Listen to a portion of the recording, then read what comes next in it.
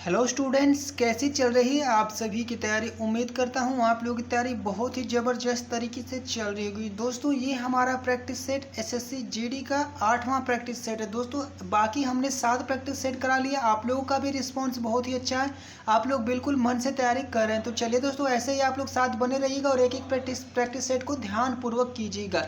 साथियों आप लोगों की जानकारी के लिए एक खुशखबरी बता दें दोस्तों कि एसएससी जीडी की जो कि वैकेंसी का भी 84,000 प्लस जो कि वैकेंसी पद खाली हैं। जो आरटीआई में रिपोर्ट आया था तो वो आपको पता चल गया होगा।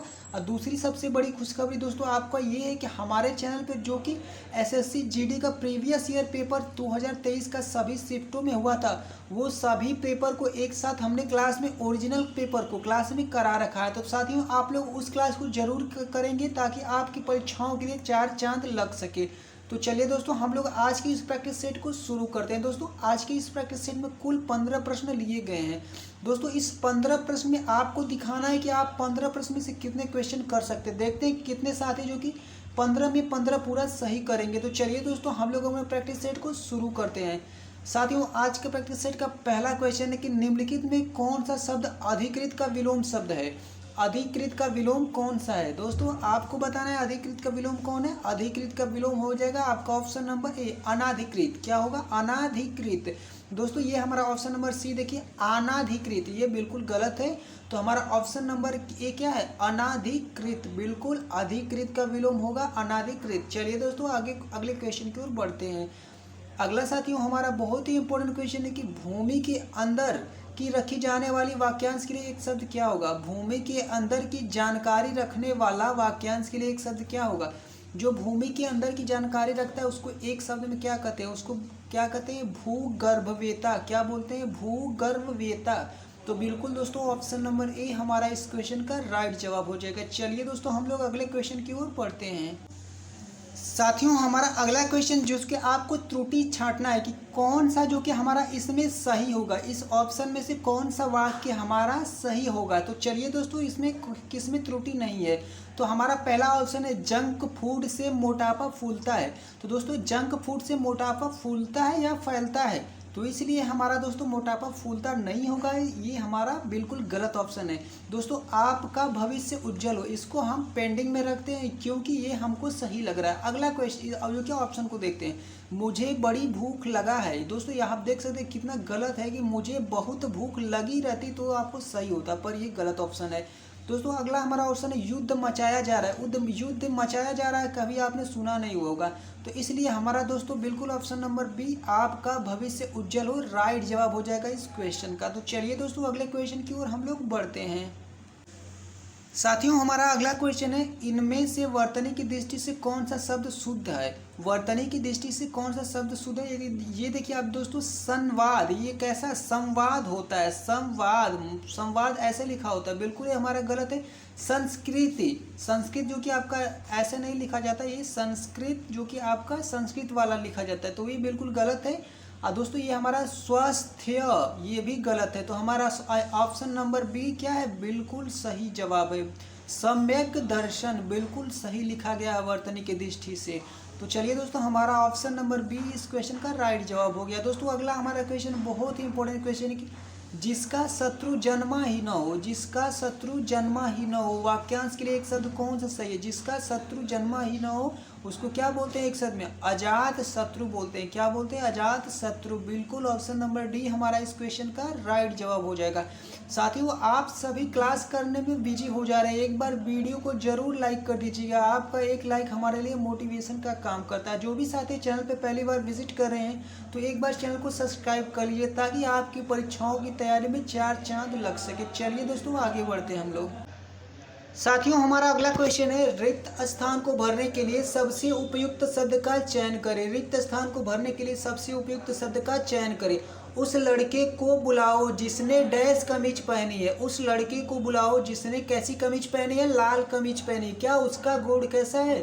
उस लड़के को बुलाओ जिसने लाल कमीज पहनी है। क्योंकि दोस्तों आप बाकी ऑप्शन कैसा है? उस लड़के को बुलाओ जिसने फूली कमीज पहनी है। कमीज फूली होती है? बिल्कुल नहीं होती है। कमीज बीमार होती है? बिल्कुल नहीं होती। कमीज अचरत होती है? बिल्कुल नहीं होती। तो हमारा ऑप्शन नंबर क्या राइट हो जाएगा? हमारा ऑप्शन नंबर राइट हो जाएगा उस लड़के को बुलाओ जिसने लाल कमीज पहनी है। तो बिल्कुल ऑप्शन नंबर बी ये बिल्कुल सटीक जवाब हो जाएगा इस क्वेश्चन का। चलिए दोस्तों अगले क्वेश्चन की ओर हम लोग बढ़ते हैं।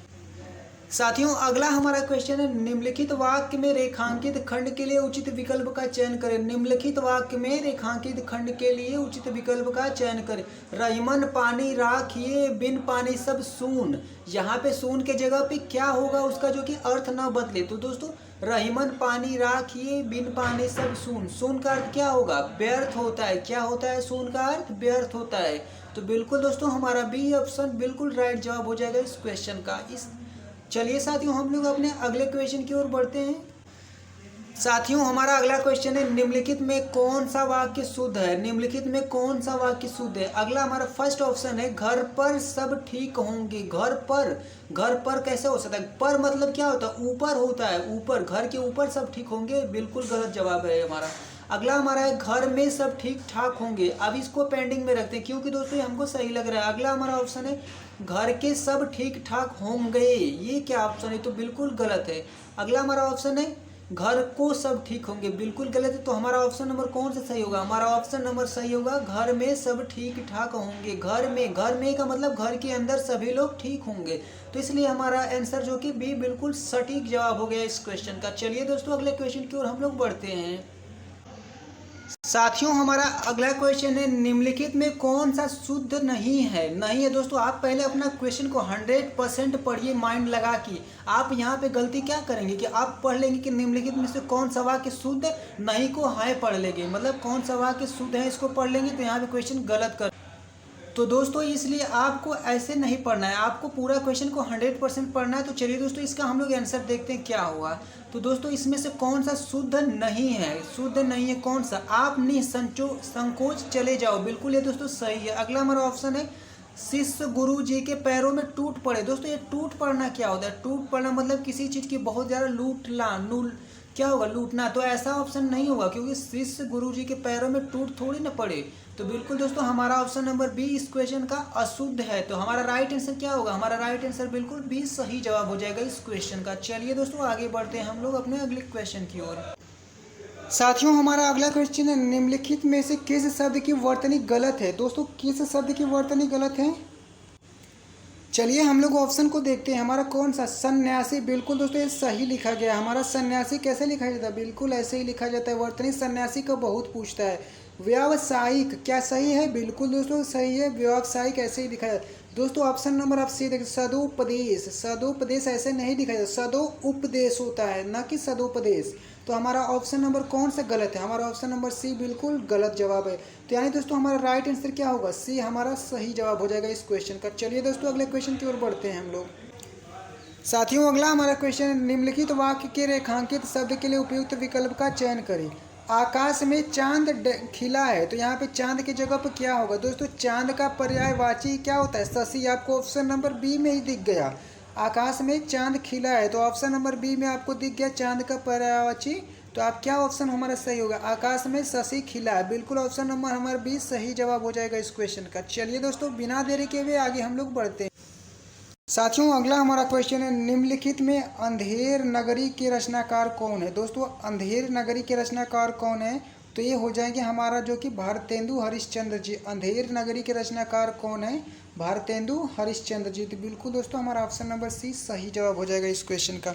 चलिए दोस्तों अगले क्वेश्चन की ओर हम लोग बढ़ते हैं। अगला दोस्तों हमारा क्वेश्चन है, निम्नलिखित में शुद्ध वाक्य का चयन करें। दोस्तों शुद्ध वाक्य का चयन करें। ललित की दो बेटी हैं। ललित की दो बेटियां हैं यहाँ पे रहता है तो सही होता है, इसलिए हमारा ये ऑप्शन गलत है। कर्म ही जीवन की कसौटी है। ये दोस्तों यहाँ पे कसौटी है, कर्म ही जीवन की कसौटी, ये भी हमारा गलत ऑप्शन है। डर के मारे चोर उड़ गया। दो डर के मारे चोर के होश उड़ गए, ऐसे रहता तब होता। तो इसलिए हमारा दोस्तों ऑप्शन नंबर सी भी गलत है। तो ऑप्शन नंबर डी हमारा बिल्कुल राइट हो जाए। क्यों? प्याज तीखा होता है। तो बिल्कुल दोस्तों हमारा ऑप्शन नंबर डी सही जवाब हो जाएगा इस क्वेश्चन का। चलिए दोस्तों अगले क्वेश्चन की ओर हम लोग बढ़ते हैं। अगला दोस्तों हमारा क्वेश्चन है, मन की मन में रह जाना मुहावरे का अर्थ क्या होगा? मन की मन में रह जाना मुहावरे का अर्थ क्या होगा? तो इसका मतलब क्या होगा दोस्तों? ये हमारा अपूर्ण इच्छा। तो हमारा ऑप्शन नंबर क्या होगा? ऑप्शन नंबर हमारा बी, जो कि हमारा अपूर्ण इच्छा, जो कि मन की जैसे कि बात होती है तो मन में ही रह जाना, तो मतलब इच्छा पूरा नहीं हो पाता, इसलिए हमारा ऑप्शन नंबर बी बिल्कुल सटीक आंसर हो जाएगा इस क्वेश्चन का। तो साथियों, कैसा रहा आज के प्रैक्टिस सेट में आप सभी का स्कोर? एक बार कमेंट बॉक्स में ज़रूर कमेंट कीजिए कितना आज का आप लोग इस 15 क्वेश्चन में से कितना आपका सही जवाब हुआ। तो साथियों, हम आपके उत्तर का वेट करेंगे, तब तक के लिए सभी साथियों को जय हिंद।